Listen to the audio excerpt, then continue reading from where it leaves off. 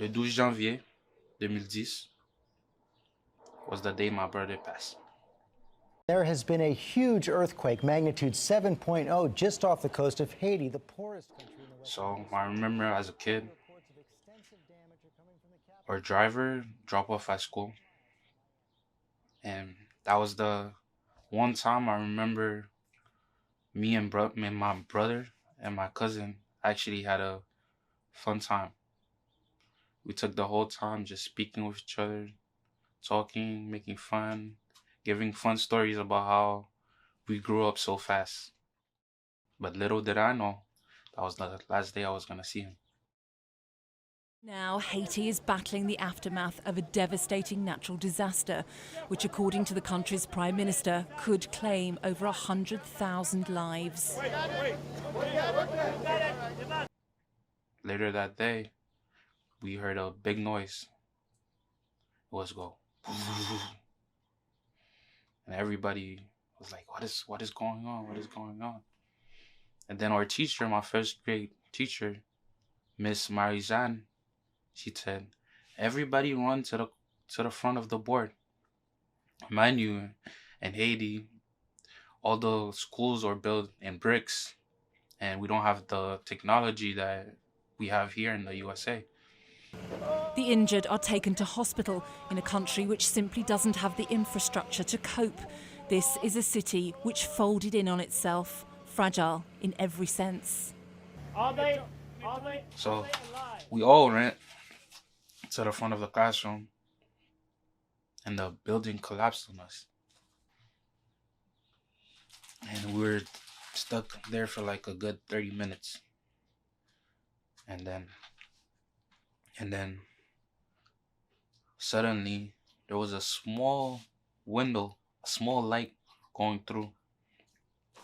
And then somebody from our school, but he made a small hole for us to crawl out.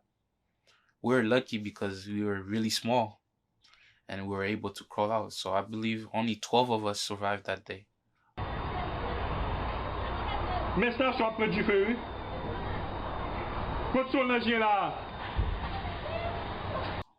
I crawled out. After that, we kept walking down the street, wondering and trying to look for everybody else that could survive.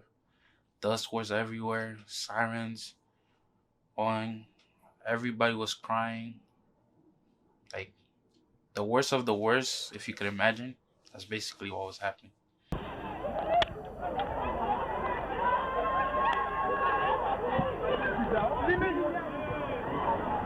Acabou de desmoronar a igreja. Por pouco não caiu em cima da gente.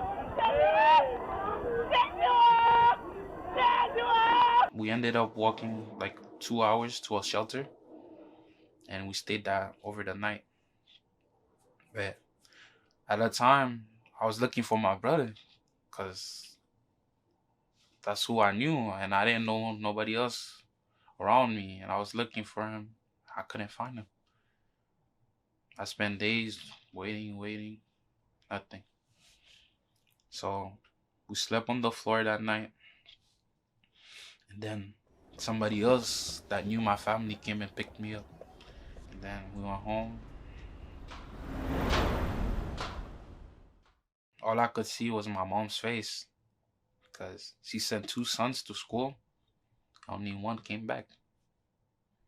I see her. She couldn't. I know she was holding back her tears while giving me a hug.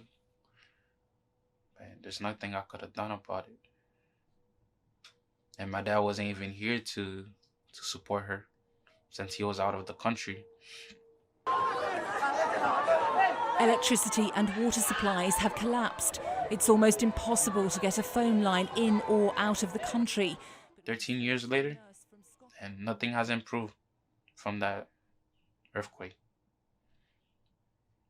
Everything stayed the same. All the buildings that broke down, well, they were rebuilt, but the country looks not even half of good as it did 13 years ago. Trash is everywhere. There's homeless people. The politicians are corrupt. Everything is horrible. The country I used to know was a beautiful music, playing compa every single day, people dancing in the street, having fun, drinking, you know, us as a kid playing whatever game we could find, playing soccer, just whatever was fun. And there's not that hope in it anymore. And hopefully one day, when I go back there, I can put my imprint and could hopefully bring the economy of the country up to par. I want to do it because that was my brother's goal. He wanted to see our country to succeed, to be one of the top countries in the world. But, I don't know. That's my story. Soleil n'a qu'à coucher, la lune l'a calée.